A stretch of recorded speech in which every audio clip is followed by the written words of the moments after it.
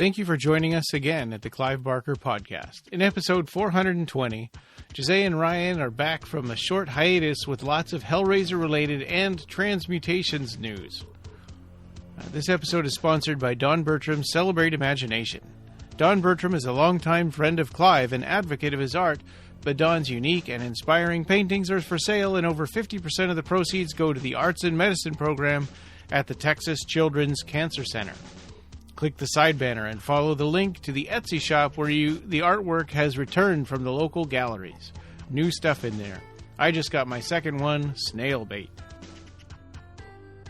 All right, well, welcome. This is episode number 420 of the Clive Barker Podcast, and welcome. This is actually us in the present, not us talking to you from 2016 in an old commentary episode.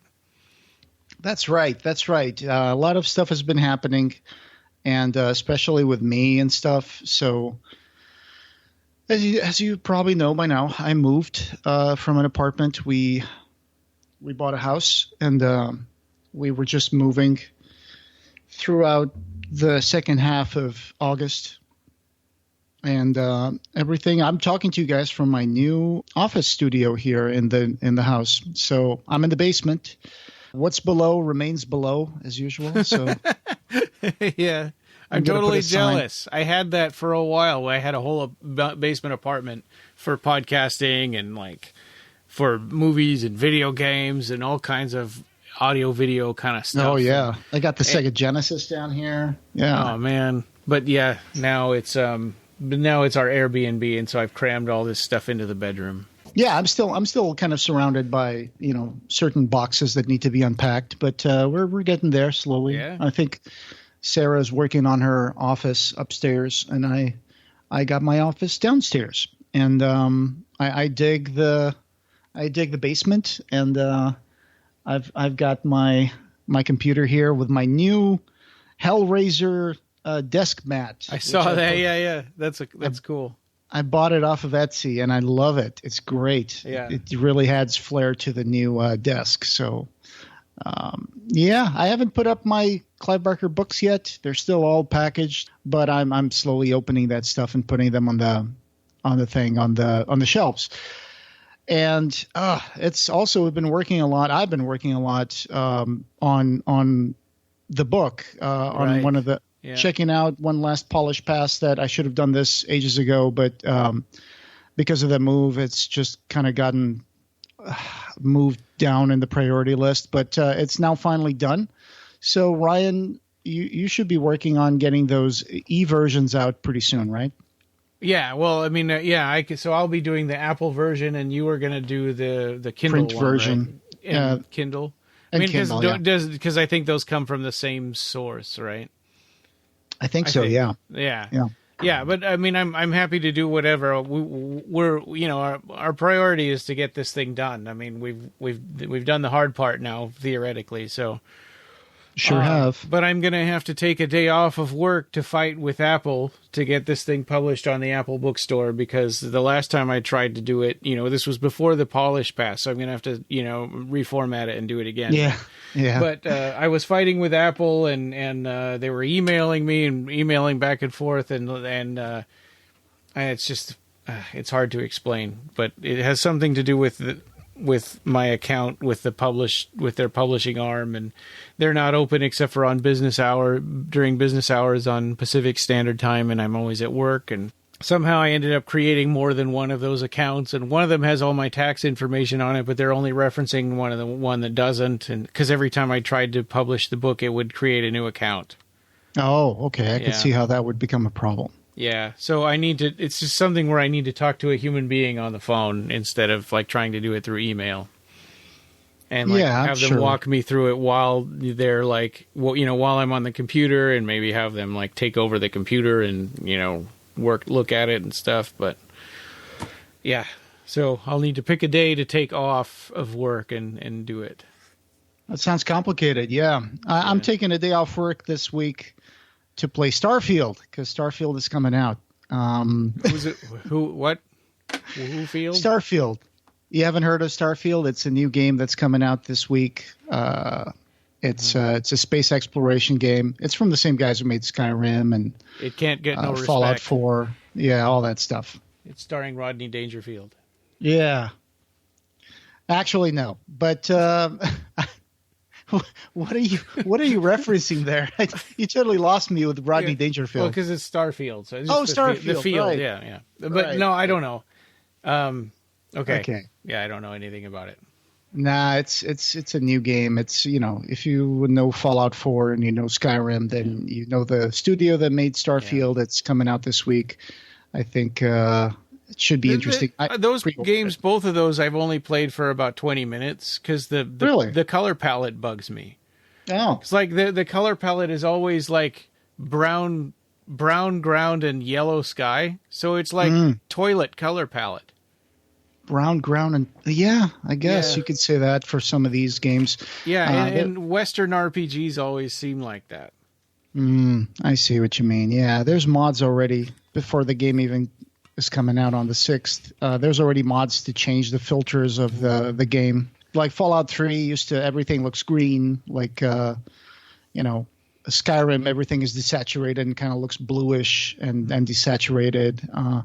Nowadays, games are a little more colorful, but still, there's some games that add filters and stuff depending on the weather, and you can always change that stuff if you decide to mod your game. But anyway, so I was just saying that I'm taking a day off this week to just play that game, but I'm stoked to be here, and I'm stoked that the book's almost ready.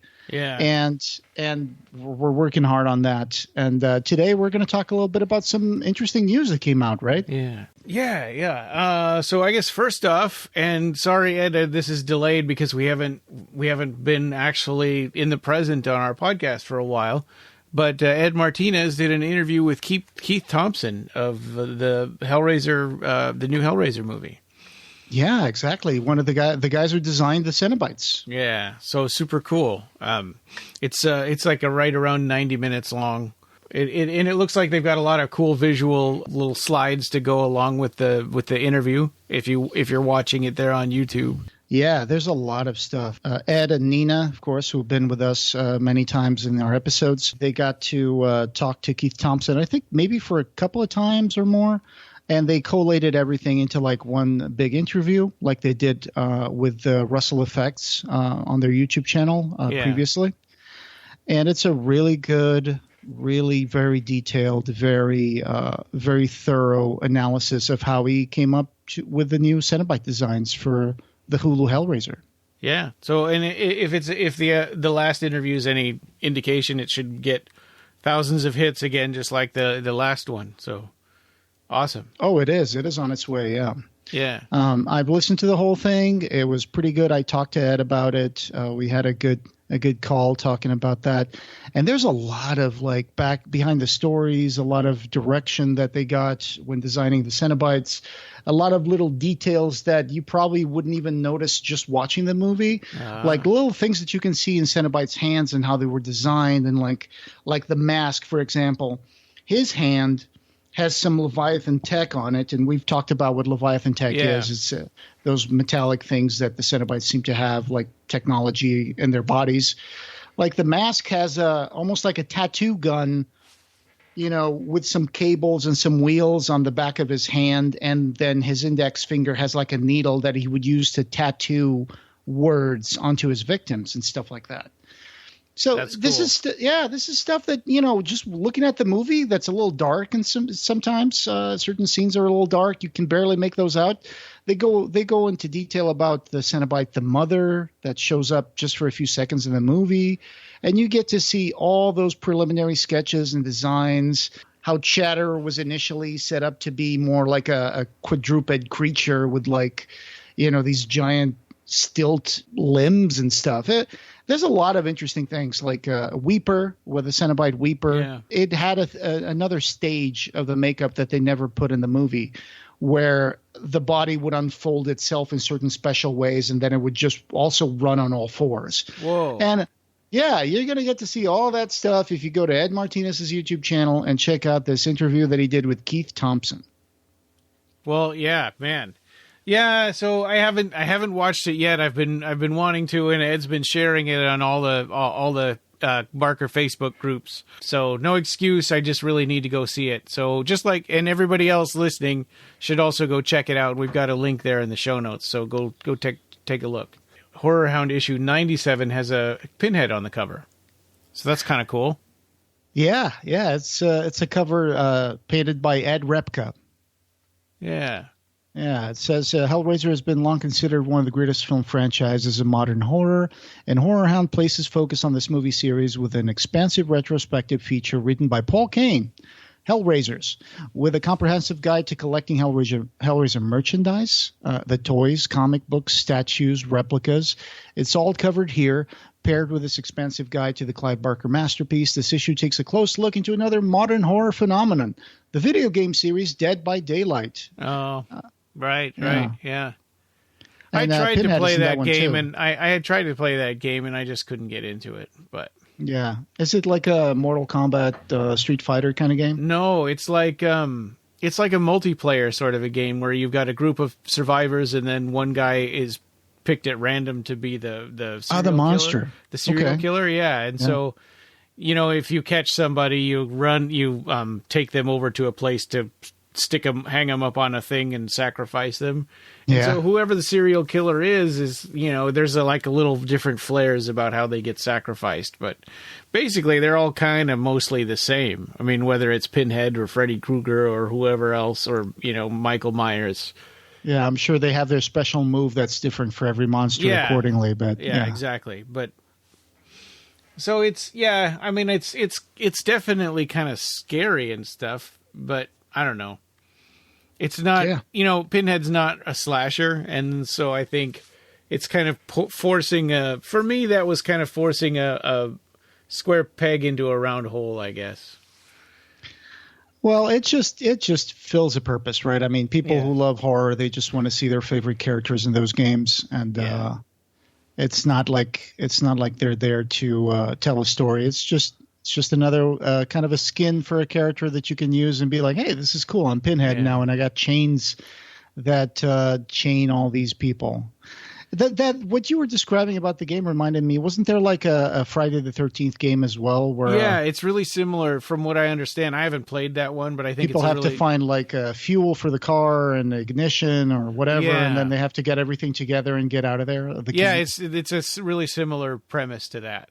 Yeah. Cool. Yeah, I've never played that game, but so keep an eye out for that Horrorhound 97. I think they're going to cover some movies in that, like Renfield and Evil Dead Rise as well. Yeah. It's going to be a hellish issue. And speaking of Hellraiser, the Quartet of Torment, which I guess they didn't like my title, the Scarletist Box. Scarletist Box. Yeah, so the Quartet of Torment, the new 4K Hellraiser box set is out on Arrow's website. So you can buy it. You have to ship it from England if you buy it from Arrow, which I did. Actually, I pre-ordered it because it's already sold out on Diabolik DVD. So if you want to buy it from the US, I don't know if you can anymore. So I pre-ordered it from Arrow, and I don't know how limited it is. So I think for people out there that I put it off, and if people out there putting it off, you may just put it off so long that you miss out on it. I don't know. Okay, that kind of gives me the willies. I don't have a multi-region Blu-ray player, so I have not ordered it yet. I'm expecting that this will come out also in the US. But 4K Blu-rays are region free. Oh, they are? Yeah. Oh, okay. Well, that changes everything then.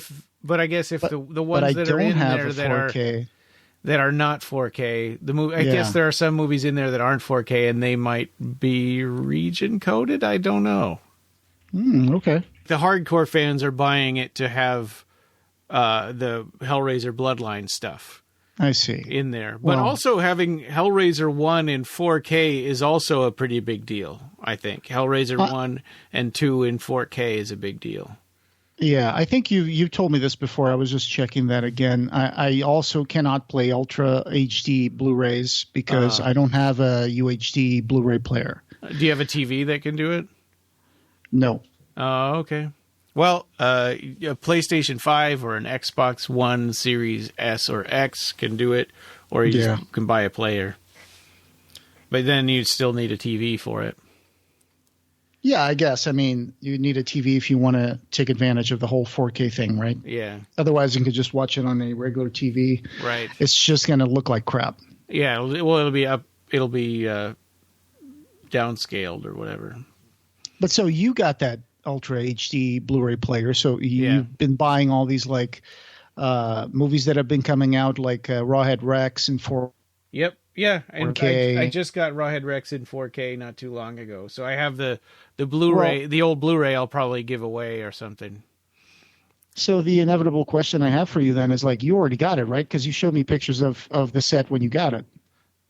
The Box of Torment or no, I got the Nightbreed one. It came in the mail recently.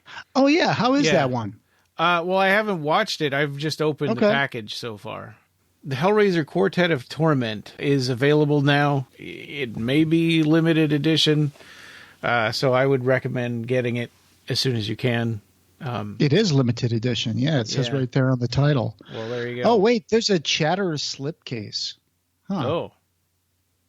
Yeah, I just clicked on the link for that we were talking about. Yeah. And have you checked out their website, their Arrow website, to see the Chatter slipcase that's limited edition? I don't think I know I bought one, but I don't know if I bought it with the Chatterer slipcase.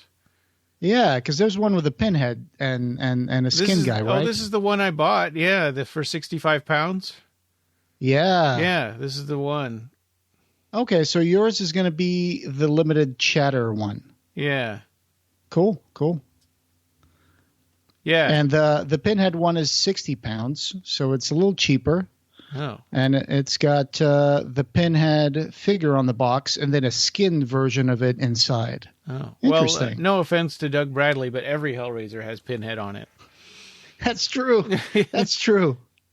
Yeah. That's true. I'm sure Nicholas Vince is probably happy that there's a Chatter special edition. Yeah, I like it. That's cool. I like it.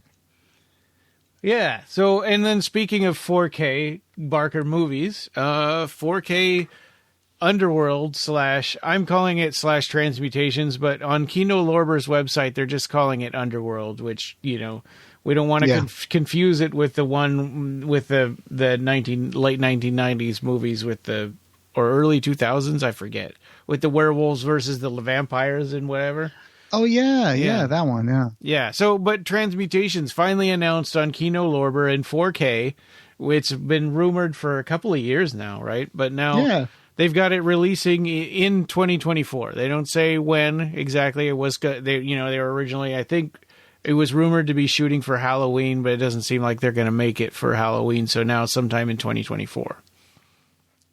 That's great. I remember when Georges Pavlou on Instagram announced that this might be coming out on Blu-ray. Yeah. And I was like, what? Yeah. And it looks like we're almost there. And thanks to everybody who keeps sending us little tips about where to look for news about this edition. And Rawhead Rex, we already had a Blu-ray, a high-definition Blu-ray, so getting that in 4K was just kind of icing on the cake. But this thing, I think... Icing. This thing was on VHS, and I think there might have been a DVD at some point, but it's long out of print.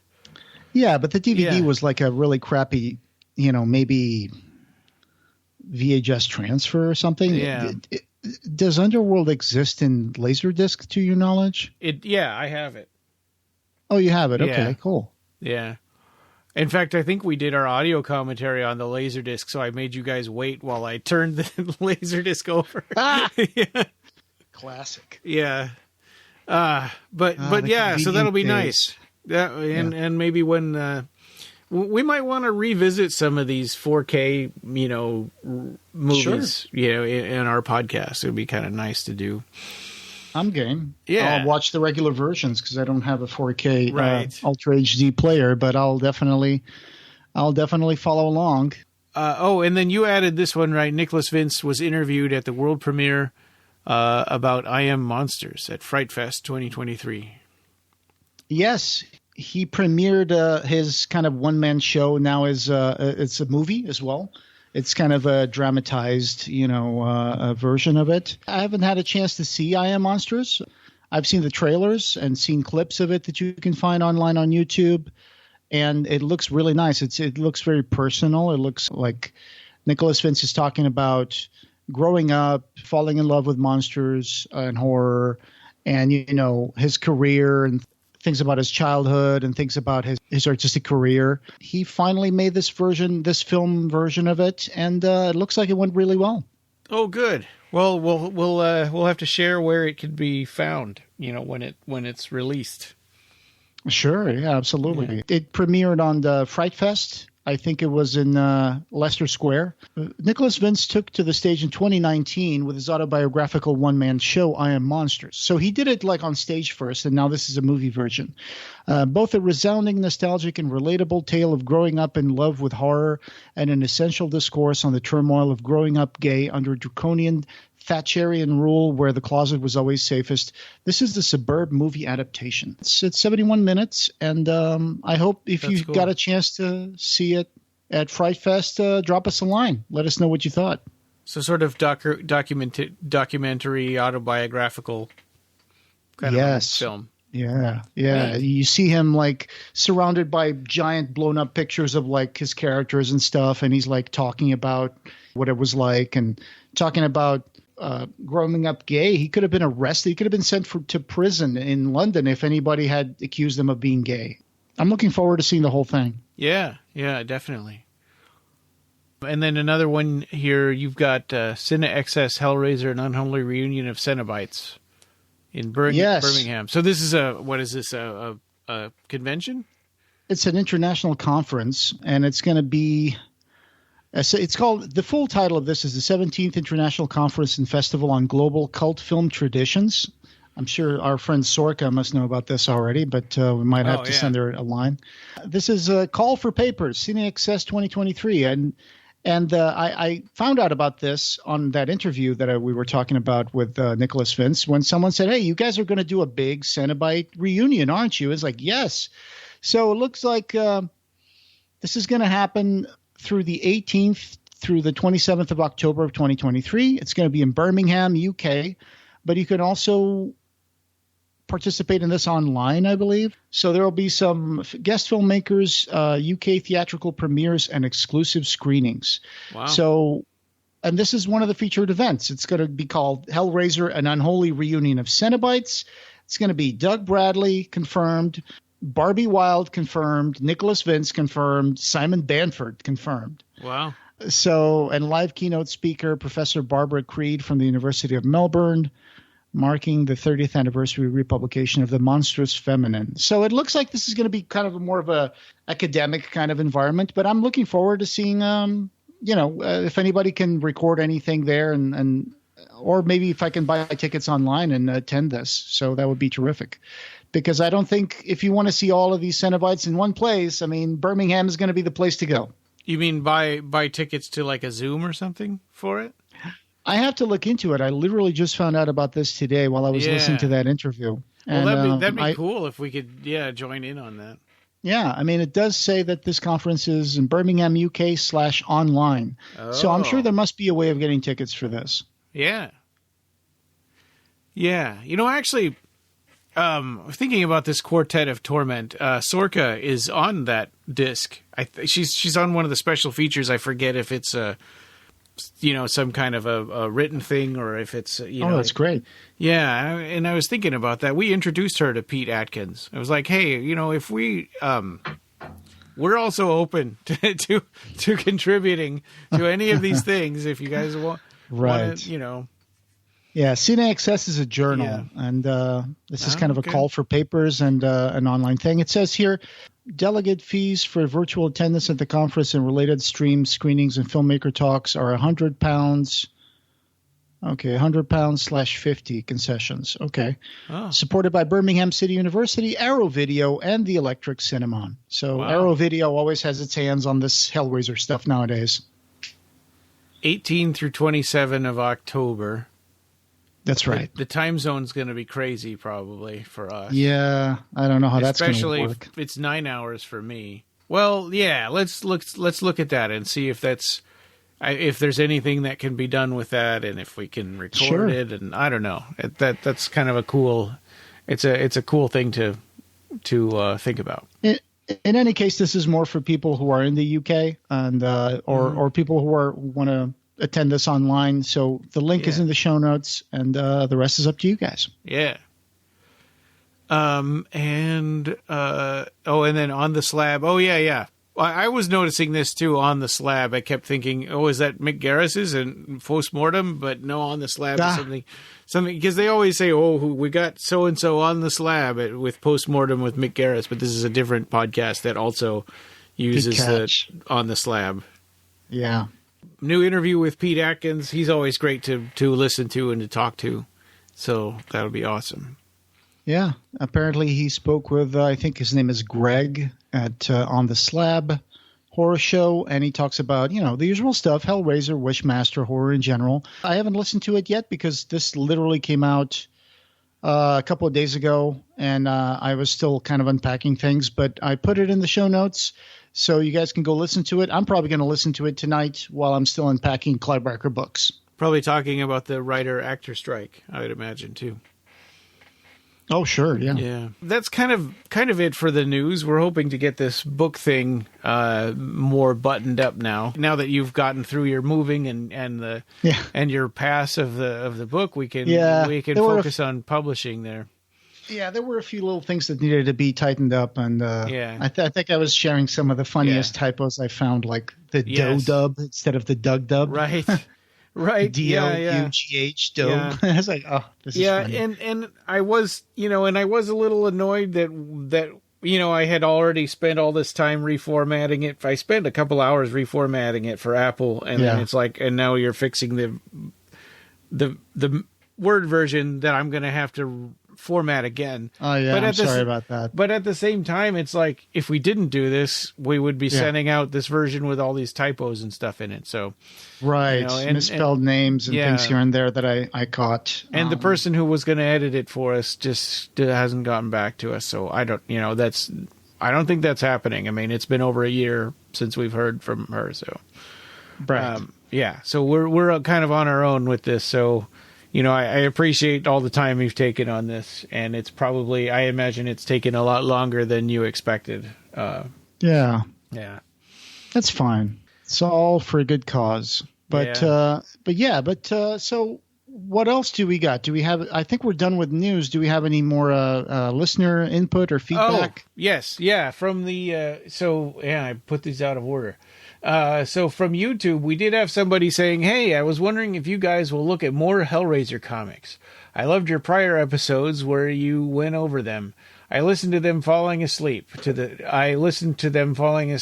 them sometimes. Would you do more?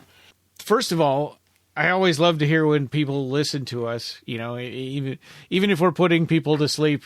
It's still nice to think that there are people out there listening. I think to answer this question, though, I honestly think that we covered all the Hellraiser comics. I think that we went through all the books of the damned, all the epic books. We went through all the specials. Nightbreed and Hellraiser, the specials, the Pinhead series, miniseries, the Boom comics, and the Hellraiser anthology number 1 and 2 that were put out by Seraphin. Yeah, I think we got them all.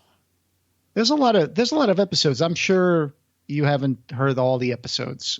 So keep listening to the podcast. And there's also Andrew Kopp used to do reviews for us on the blog about those Hellraiser and Nightbreed comics. I don't know if you're into reading written reviews, but you can also check those out. Yeah, he did. He wanted to focus only on comic episodes until he kind of got busy with his own career.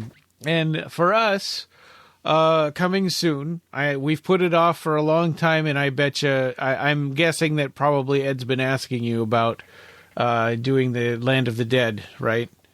The A to Z commentary for Land of the Dead. Yeah. So that's probably going to be next. And then we'll work on Jericho Squad probably sometime after mid-month, I think, after mid-September, because Rob's sister-in-law, so his wife Becky, her sister is getting married I think it's on the 15th.